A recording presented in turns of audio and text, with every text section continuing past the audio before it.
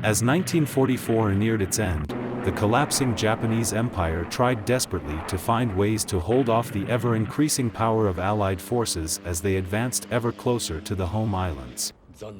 Some in the Navy placed their hopes on the giant unsinkable super ships of the Yamato class to turn back the anticipated attack on Okinawa. Had Shinano reached her destination, she could have been used to provide much-needed air cover for her half-sister Yamato in Operation Tenichigo. Yet this faith in so-called unsinkable ships would prove misplaced, as events would show that there is no such thing as an unsinkable ship.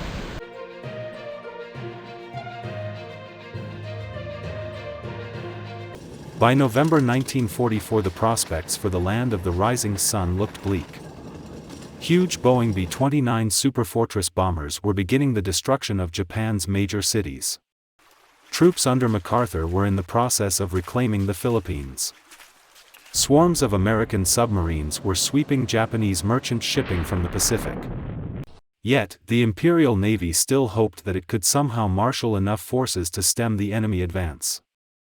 The carrier Shinano started out as the third sister of a planned trio of super battleships that included the 72,000-ton Yamato and Musashi. After the crippling loss of aircraft carriers inflicted on the Japanese Navy at the Battle of Midway just over 2 years ago, Shinano's construction was altered to instead make her into the largest, most powerful aircraft carrier built. Named for a province of medieval Japan, Shinano's builders hoped to have her commissioned in her redesigned state by April 1945, yet rapidly deteriorating military fortunes resulted in the Naval High Command ordering the shipyard to deliver the Supercarrier 5 months earlier than planned. The quickened pace of construction meant that corners were cut and vital tests were curtailed. After a few days of inadequate sea trials, on November 19, 1944, Shinano was commissioned into the Imperial Navy at Yokosuka Naval Yard in Tokyo Bay. After they suspected Shinano had been spotted by a B-29 photo reconnaissance plane, the Naval High Command ordered her to sail to the safer Kure Naval Base in northwestern Japan, where she would take on aircraft and finish fitting out. They were right in their assumption that she had been spotted, although the Americans had no idea which ship they had taken a picture of.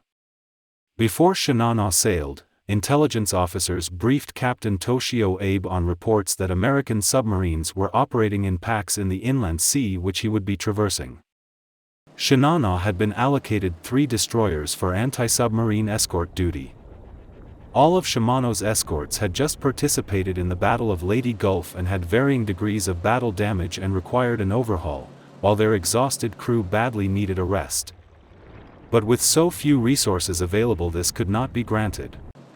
At 1800 hours on November 28 she left port with 340 dockyard laborers still working on board. The night of November 28 was calm and the almost full moon provided excellent visibility for that time of year. At 22:48, the radar operator aboard Archerfish detected a substantial surface contact 12 miles to the northeast. After tracking the contact for a while, they calculated that it was moving southwest at approximately 20 knots. After studying it through the darkness, Commander Joseph F. Enright suspected the sighting was a Japanese oil tanker with a single escort. Eager to get his first kill, Commander Enright immediately set out on the surface in hot pursuit.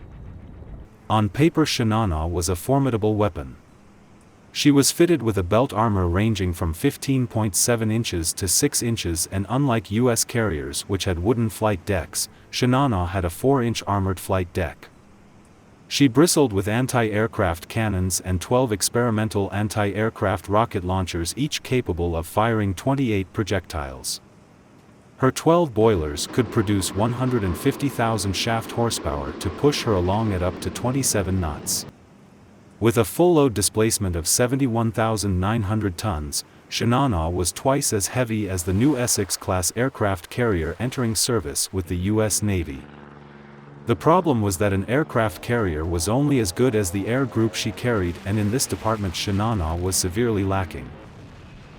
Because of the rush to get the Shinano into service, the High Command had cancelled vital tests. The majority of her watertight doors had yet to be installed, and holes for electrical cables, ventilation ducts and pipes had not been sealed. Furthermore, only 6 of the carrier's 12 boilers were operational. This meant she could only make a top speed of 21 knots. Her hurried completion had resulted in numerous ongoing malfunctions of various systems. Abe was informed that the ship's radar detector had picked up an emission matching the signature of an American submarine's radar somewhere behind them. At 22:40, a lookout spotted an unidentified object about 9 miles off the starboard bow. As the officers strained to see the vessel's outline in the blackness, one destroyer sheered from her screening position and charged at flank speed toward the intruder. Then, recalling the intelligence report of a group of U.S. subs operating in the area, Abe completely overthought the situation. He suspected this sub was using its radar on the surface intending to act as a decoy in hopes of luring away the screening destroyers. That accomplished, his comrade somewhere ahead of them would approach Shinano unopposed. He therefore recalled the destroyer and maintained a zigzag course. By now the men on Archerfish's conning tower were close enough to realize their quarry was a big aircraft carrier. A lookout spotted the charging destroyer.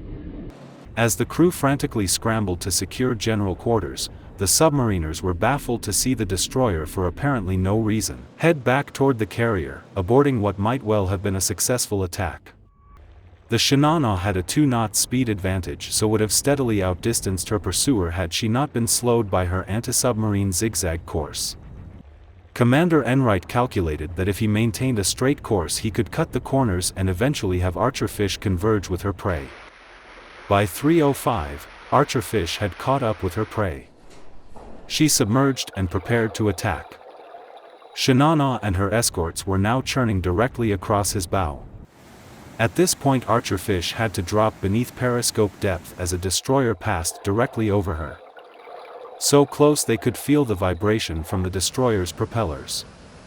Luckily for the Americans, the destroyer was one of those whose sonar was inoperable from recent battle damage. When the destroyer passed Enright raised to periscope depth. He was so close, the carrier filled the periscope's field of view as he fired 6 torpedoes. His eyes glued to the periscope, Enright watched the first 2 balls of fire erupt against the vessel's hull. He resisted the temptation to keep watching and ordered her down to 400 feet and prepared for depth charging.